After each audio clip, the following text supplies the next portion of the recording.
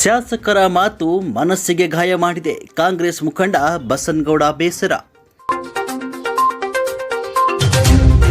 ಕಳೆದ ಜೂನ್ 13ರಂದು ಪಟ್ಟಣದ ಶ್ರೀ ಬ್ರಹ್ಮಾರಂಭ ಕಲ್ಯಾಣ ಮಂಟಪದಲ್ಲಿ ನಗರ ಬ್ಲಾಕ್ ಕಾಂಗ್ರೆಸ್ ವತಿಯಿಂದ ನಡೆದ ಮತದಾರರ ಪಟ್ಟಿ ಪರಿಷ್ಕರಣೆ ಹಾಗೂ ಕಾಂಗ್ರೆಸ್ ಪಕ್ಷದ ಬೂತ್ ಮಟ್ಟದ ಏಜೆಂಟರು BLA-2ಗಳ ತರಬೇತಿ ಕಾರ್ಯಾಗಾರದಲ್ಲಿ ನಡೆದ ಘಟನೆಯ ಬಗ್ಗೆ ಕಾಂಗ್ರೆಸ್ ಮುಖಂಡ ಬಸನಗೌಡ ತೀವ್ರ ಅಸಮಾಧಾನ ವ್ಯಕ್ತಪಡಿಸಿದರು.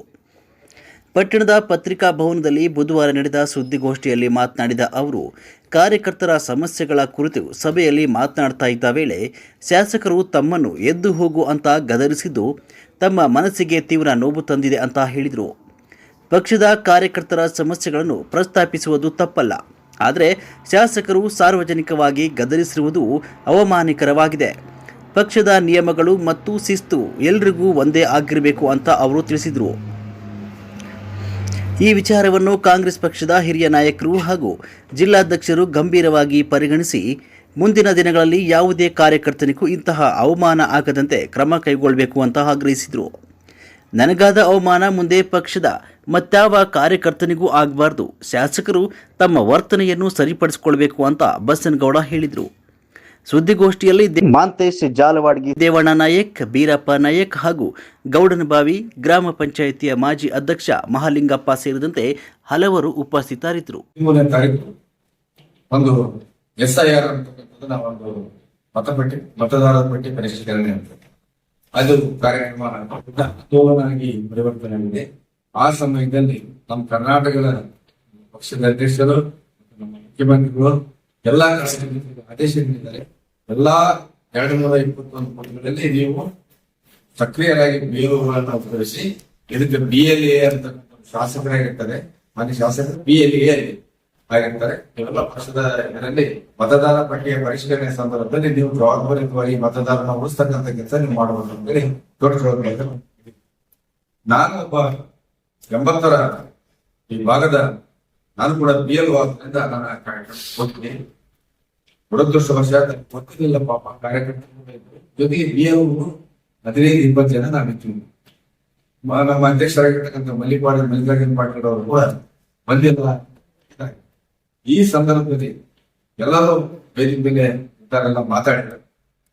ಕಾರ್ಯಕರ್ತರೆಲ್ಲ ಏನೋ ಒಂದು ವಿಷಯವಾಗಿದ್ರು, ನಮ್ಗೆ ಅದಾಗಿಲ್ಲ, ನಮ್ಗೆ ಒಳ್ಳೇದಾಗಿಲ್ಲ, ಅವ್ ಕೆಲಸ ಮಾಡಿಸಿಲ್ಲ ಅಂತ ಅದನ್ನ ಪ್ರಶ್ನೆ ಮಾಡಿದಾಗ ನಾನು ನೋಡೈತೀನಿ. ನೋಡ್ರಿ ಅಧ್ಯಕ್ಷರೇ, ಶಾಸಕರಿಗೆ ಹೇಳಿ ನಾನು ಹೇಳಿದ ಪಕ್ಷದ ಕಾರ್ಯಕ್ರಮ ಅಧ್ಯಕ್ಷರಿಗೆ ನಾವು ದಯವಿಟ್ಟು ತಾವು ಮುಖ್ಯವಾಗಿ ನಾನು ಹೇಳಿದ್ದೇನೆ, ದಯವಿಟ್ಟು ಮೊನ್ನೆ ಅಧ್ಯಕ್ಷರು ಸಮಸ್ಯೆ ಹೇಳ್ತಿದ್ದಾರೆ, ಅವ್ರಿಗೊಂದು ಸ್ಪಷ್ಟನೆ ಕೊಡಿ.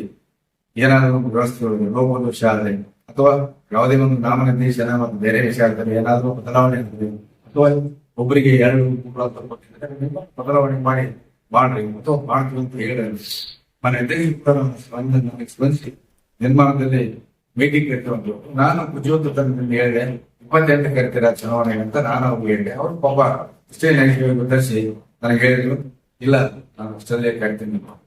ರೈಟ್, ನಾನು ಅವರು ಸುಮ್ಮನೆ ಆಗಿದ್ದೆ. ನಂತರ ನಮ್ಮ BL1 ಮಾತಾಡಿದ್ರು. BL1 ಮೀನ್ಸ್ ಶಾಸಕರು. BL1 ಮಾತಾಡಿದ್ರು. ಚುನಾವಣೆಗೆ ಮಾತಾಡಿದ್ಮೇಲೆ ನಾನು ಒಬ್ಬ ಜನರಲ್ ಸೆಕ್ರೆಟರಿ, ನಾನು ಅಧಿಕೃತವಾಗಿ ಪಕ್ಷದ ಆದೇಶವಾಗಿ ಇರಬೇಕಂತ ಜನರಲ್ ಸೆಕ್ರೆಟರಿ ಆಫೀಸ್ ಕರೆ ನಮ್ಮ ಪಕ್ಷದ ಜವಾಬ್ದಾರಿಯನ್ನ ಸಂದೇಶಗಳನ್ನ ಕೊಡ್ತಕ್ಕಂಥವ್ರು ನಾನು. ಬೇರೆ ಯಾರಾಗಿದ್ರೆ ನಿಲ್ಬಿಡಿ, ಅದು ಬೇರೆ ವಿಷಯ. ನಾನು ಮತ್ತೊಮ್ಮೆ ನಾನು ಅಧ್ಯಕ್ಷರಿಗೆ ಹೇಳಿದೆ, ದಯವಿಟ್ಟು ಮತ್ತೆ ಕೇಳ್ತಿದ್ದಾರೆ, ಅವ್ರ ಹಕ್ಕನ್ನ ನೆಸಿಬಾರ್ದು. ಕಾಂಗ್ರೆಸ್ ಪಕ್ಷಕ್ಕಾಗಲಿ ಯಾವುದೇ ಪಕ್ಷಕ್ಕಾಗಲಿ ಕಾರ್ಯಕರ್ತರ ಜೀವನ, ಕಾರ್ಯಕರ್ತರಿಂದಲೇ ನಾವು ಯಾವುದೇ ಚುನಾವಣೆ ಮಾಡಕ್ ಆಗಲ್ಲ. ನಾವು ಜನರೊಂದಿಗೆ ನೇರವಾಗಿ ಬೇಕಾದಷ್ಟು ಸಂಪರ್ಕ ಕೂಡ ಕಾರ್ಯಕ್ರಮ ಬೇಕಾಗ್ತದೆ. ದಯವಿಟ್ಟು ನೀವು ಅವ್ರಿಗೆ ಮನ್ನಣೆ ಕೊಡಿ, ಅವ್ರಿಗೆ ಏನಾದ್ರು ಹೇಳಿ ಅಂತ ಹೇಳಿದಾಗ ಮಾನ್ಯ ಶಾಸಕರು ಮೀನ್ಸ್ BL1 ಅವ್ರು ಹೇಳಿದ್ರು. ಎಂದೋ ನಾನು ನೋವಾಯ್ತು. ನಾನು ಕಾರಣದಿಂದ ಕೇಳಿದೆ, ಯಾಕೆ ನೀವು ಇಲ್ಲಿ ಮಾತಾಡಿದ್ರೆ ಅಂತ ಹೇಳಿದೆ. ಅವರ ಚುನಾವಣೆಯಲ್ಲಿ ನಾನು 90 ವಾರ್ಡ್ನಲ್ಲಿ ನಾನು ಅವತ್ತಿನ ಜನತೆಯ ಜಗಳ ಮಾಡಿ ಹೋರಾಟ ಆಗಿ ಅದನ್ನ ಚುನಾವಣೆಯಿಂದ ನಾವು ಮತದಾರ ಏನಾಗಿದೆ, ಏನ್ ತಪ್ಪಾಗಿದೆ ಅಂತ ಇದ್ದಾಗ ಅಲ್ಲಿ ಏನೇನೋ ಬದಲಾವಣೆ ಆಗಿದ್ದು. ಆ ಬದಲಾವಣೆ ಆದದಕ್ಕೆ ವೋಟಿಂಗ್ ಮೆಟ್ಲಿ ಶಾಸಕರು ಎಲ್ಲ ಆಯ್ತು. ಅದ್ಕೆ ನಾವು ಎಲ್ಲ ಹೋದ್ವಿ. ಅದಾದ್ಮೇಲೆ ಏನಾಗಿದೆ ಅನ್ನೋದು ತಮ್ಮ ಗೊತ್ತಿರ್ತಕ್ಕಂಥ ವಿಚಾರ. ಅಂತ ವಿಷಮ ಸ್ಥಿತಿಯಲ್ಲಿ ನಾನು ಅವ್ರ ಜೊತೆಗಿದ್ದೆ. ಅಂತ ವಿಷಮ ಸ್ಥಿತಿಯಲ್ಲಿ ನಾನು ಕ್ಯಾಂಡಿಡೇಟ್ ಏಜೆಂಟ್ ಅವ್ರು ಬೇಕಾದ್ರೆ ಸೈನ್ ಮಾಡಿಕೊಂಡು ನಾನು ಏನಾದ್ರು ಮಾಡಬಹುದು. ಕ್ಯಾಂಡಿಡೇಟ್ ಏಜೆಂಟ್ ಮೀನ್ಸ್ ಕ್ಯಾಂಡಿಡೇಟ್ ಅಭ್ಯರ್ಥಿಯ ನಾನು ಏಜೆಂಟ್ ಅಂದ್ರೆ ನಾನೊಬ್ಬ ಅಭ್ಯರ್ಥಿ ಇದ್ದಾರೆ. ನಾನು ಅದೇ ರೀತಿಯಾಗಿ 2 ಚುನಾವಣೆಯಲ್ಲಿ ಕೂಡ ನಾನು ಮಾಡಿದೆ. ನನ್ನ ಮೇಲೆ 6 ಪ್ರಕರಣಗಳ ದಾಖಲಾದ ಕೂಡ ನಾನು ಮಾನ್ವಿ ಸಿಂಧೂರು ಲಿಂಕ್ಸ್ ಹೋಗ್ತಾ ಇದ್ದೆ.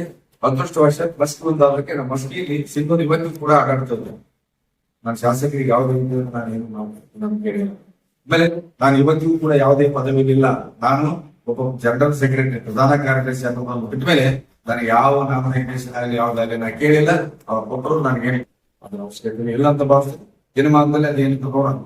ಆಮೇಲೆ ವೇದಿಕೆ ಮೇಲೆ ಒಬ್ಬ ಪ್ರಧಾನ ಕಾರ್ಯದರ್ಶಿ ವೇದಿಕೆ ಮೇಲೆ ಕೂತಿರೋದಕ್ಕೆ ಅವನಿಗೆ ಅರ್ಹತೆ ಇಲ್ವಾ? ನಾನೊಬ್ಬ ಸೀನಿಯರ್ ಲೀಡರ್, ನನಗೆ ಈಗ 55 ವಯಸ್ಸು. ನಾನು ಕೂದಲ್ಬಾರ್ದ? ನನಗೆ ಆಶೆ ಆಕಾಂಕ್ಷೆ ಇಲ್ವಾ? ನಾನೊಬ್ಬ ಕಾರ್ಯಕರ್ತನಾಗಿ ನನಗೇನು ಬೇಡ? ಈ ರೀತಿಯಾಗಿ ನಮ್ಮನ್ನ ಬಳಸಿಕೊಂಡು ನಮ್ಮನ್ನ ವ್ಯವಸ್ಥಿತವಾಗಿ ನಮ್ಮನ್ನ ಎಂತೋ ಮಟ್ಟಿಗೆ ನಾವು ಬರ್ತಾರೆ ಅಂತಂದ್ರೆ ಇದು ಎಂತ ವಿಪರ್ಯಾಸ. ಇದು ಕಾರ್ಯಕರ್ತರ ಮೇಲೆ ಏನಾಗ್ತಾ ಇದೆ? ಮಾಧ್ಯಮಗಳು ಕೂಡ ನೀವೆಲ್ಲ ನೋಡ್ತಾ ಇದ್ದೀರಿ ಯಾವ ರೀತಿಯಾಗಿ ವ್ಯವಸ್ಥೆ ನಡೀತಾ ಇದೆ, ಏನಿಲ್ಲ. ಇವೆಲ್ಲ ನಿಮ್ಮ ಗಮನಕ್ಕೆ ತರಬೇಕಾಗಿ ನಿಮ್ಗೆಲ್ಲ ವಸ್ತುನಿಷ್ಠವಾಗಿ ತಿಳಿಸೋದಕ್ಕಾಗಿ ಮತ್ತೆ ಜನತೆ ಏನ್ ಮಾತಾಡ್ತಾರಪ್ಪ ಅಂದ್ರೆ ಹೊಸನೂರ ಎದ್ದು ಹೋಗೋದಕ್ಕೆ ಸುಮ್ಮನೆ ಹೋದ, ಯಾಕೆ ಹೋದ? ಏನೋ ಒಂದಿದೆ, ಏನೋ ಒಂದಿಲ್ಲ, ಏನೋ ಒಂದ್ ಆಗಿದೆ ಅಂತಕ್ಕಂಥ ಭಾವನೆ ಬರಬಾರದು. ನಾನು ಈ ಪತ್ರಿಕಾಗೋಷ್ಠಿ ಮುಖಾಂತರ ನಾನು ಸ್ಪಷ್ಟಪಡಿಸಿದ್ದೇನೆ.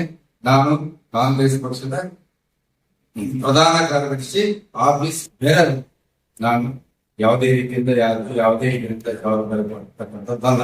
ಆಮೇಲೆ ನನಗೆ ಏನಾದ್ರೂ ಜವಾಬ್ದಾರಿಯುತ ಸ್ಥಾನ ಇದ್ರೆ ನನಗೆ ಡಿಸ್ಟ್ರಿಕ್ಟ್ ಜಿಲ್ಲಾ ಅಧ್ಯಕ್ಷರು ಮತ್ತು ನನ್ನ ಅಧ್ಯಕ್ಷರು ನನಗೆ ಸಂಬಂಧಪಡ್ತಾರೆ ವಿನ ಇಲ್ಲಿ ನನಗೆ ಯಾರು ಸಂಬಂಧಪಟ್ಟದಲ್ಲ. ಯಾಕಂದ್ರೆ ನಾನು ಶಾಸಕರೇನಾದ್ರೂ ಕಾರ್ಯಕ್ರಮ ಮಾಡುವ ತಮ್ಮ ಸ್ಥಳೀಯ ಕಾರ್ಯಕ್ರಮಗಳು ಮತ್ತು ತಮ್ಮ ಅಧಿಕಾರತ್ವದ ಕಾರ್ಯಕ್ರಮದಲ್ಲಿ ಮಾಡಿದ್ರೆ ನಾನೇನಾದ್ರೂ ಪ್ರಶ್ನೆ ಮಾಡಿದ್ರೆ ನಾನೊಬ್ಬ ಅಪರಾಧಿಯಾಗಿರ್ತಾ ಇದ್ದೆ. ನಾನೊಬ್ಬ ಕಾನೂನನ್ನ ಪಾಲಿಸದೇ ಇರ್ತಕ್ಕಂಥ ವ್ಯಕ್ತಿ ಆಗ್ತಿದ್ದೆ. ಅದು ಪಕ್ಷದ ಕಾರ್ಯಕ್ರಮ. ಆ ಪಕ್ಷದ ಕಾರ್ಯಕ್ರಮದಲ್ಲಿ ಪ್ರತಿಯೊಬ್ಬ ಕಾರ್ಯಕರ್ತರಿಗೂ ಒಬ್ಬ ಅಧ್ಯಕ್ಷನನ್ನ ಕೇಳ್ತಕ್ಕಂಥ ಹಕ್ಕಿರ್ತದೆ. ನಾನು ಶಾಸಕರ ಬಗ್ಗೆ ನಾನು ಏನು ನಾನು ಪ್ರಶ್ನೆ ಮಾಡಲ್ಲ. ಯಾಕಂದ್ರೆ ಅವರೊಬ್ಬ BL1. ಆದ್ರೆ ನನ್ನ ಅಧ್ಯಕ್ಷ ನನಗೆ ಹೇಳಬೇಕಾಗಿತ್ತು.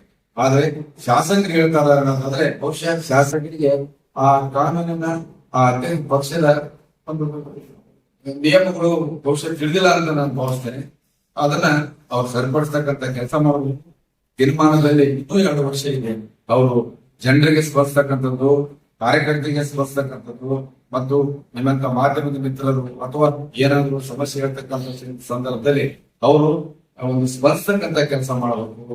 ಈ ನಿಟ್ಟಿನಲ್ಲಿ ಅವ್ರು ಮಾಡದೇ ಇದ್ರೆ ತೀರ್ಮಾನದಲ್ಲಿ ಪಕ್ಷ ಹಾಳಾಗ್ತದೆ, ಪಕ್ಷ ಸಮಸ್ಯೆಗೆ ಅನುಭವಿಸ್ತದೆ, ಪಕ್ಷ ದುರ್ಬಲ ಆಗ್ತದೆ. ಇದನ್ನ ನಾನು ಹೈಕಮಾಂಡ್ಗೆ ಮನವರಿಕೆ ಮಾಡಿಕೊಡ್ತೇನೆ. ಜೊತೆಯಲ್ಲಿ ಪಕ್ಷದ ಅಧ್ಯಕ್ಷರು ಕೂಡ ನಾನು ಮನವರಿಕೆ ಮಾಡಿಕೊಡ್ತೇನೆ. ಅವ್ರಿಗೆ ಮನವರಿಕೆ ಮಾಡಿದ್ದೀನಿ. ಅದನ್ನ ಸರಿಪಡಿಸ್ತಕ್ಕಂಥ ರೀತಿಯಲ್ಲಿ ಹೇಳಿದರೆ ದೇಶ ಇಷ್ಟೇ, ನನಗಾದ ಅವಮಾನ ಇನ್ಯಾರಿಗೆ ಆಗಬಾರದು.